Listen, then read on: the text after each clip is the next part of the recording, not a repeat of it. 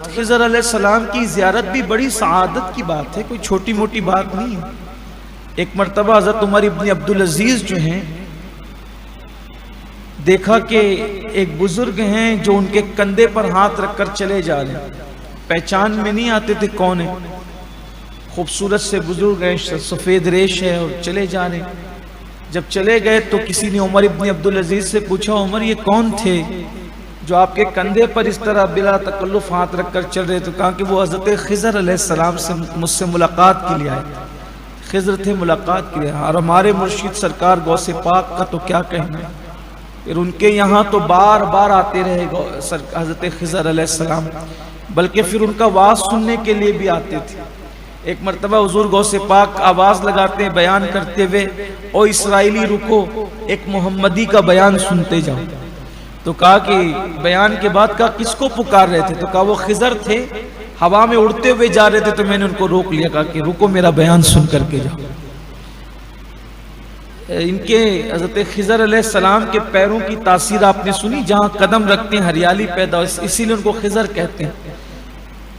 تو جس کے پیر کی طاقت یہ ہو تو اس کے لعاب کی طاقت کیا ہوگی؟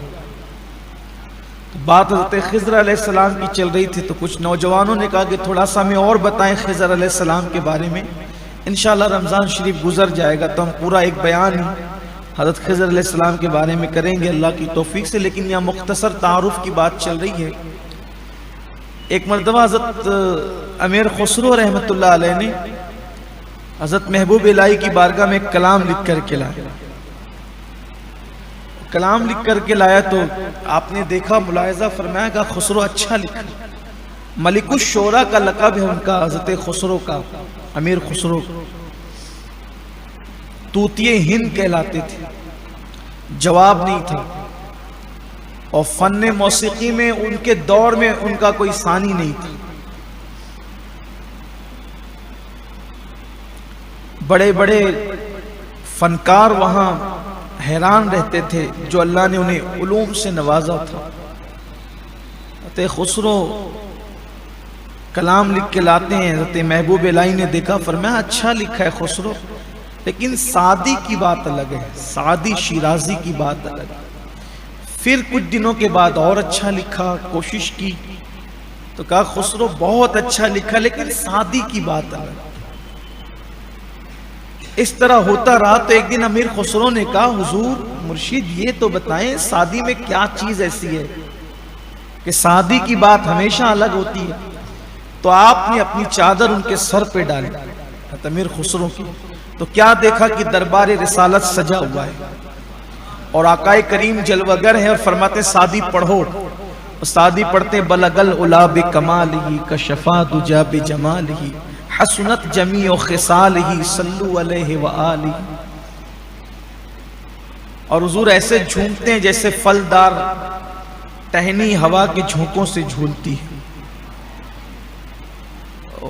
پھر ایک دن حضرت امیر خسرو کی ملاقات حضرت خضر سے ہوئی۔ خسرو نے پوچھا یہ سعدی کی زبان کی تاثیر کی وجہ کیا ہے؟ تو کہا کہ میں نے اپنا لعاب ان کے منہ میں ڈالا تھا، اسی لیے ان کی زبان میں، ان کے کلام میں اتنا اثر ہے۔ تو امیر خسرو نے کہا میرے منہ میں بھی ڈال دو؟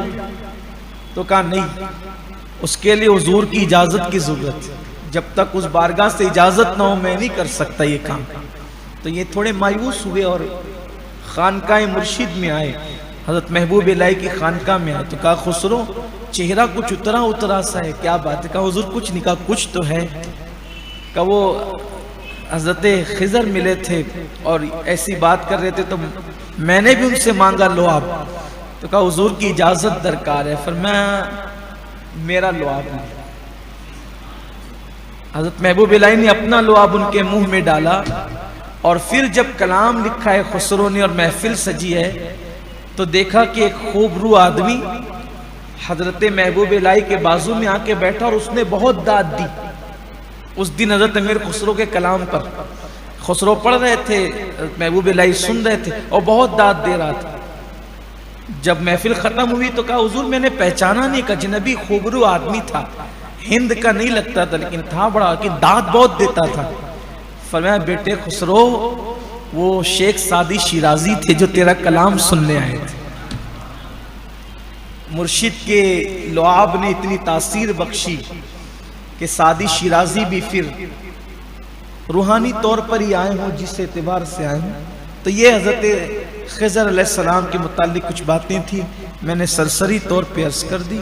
اب بھی وہ زندہ ہیں اللہ کی عطا سے.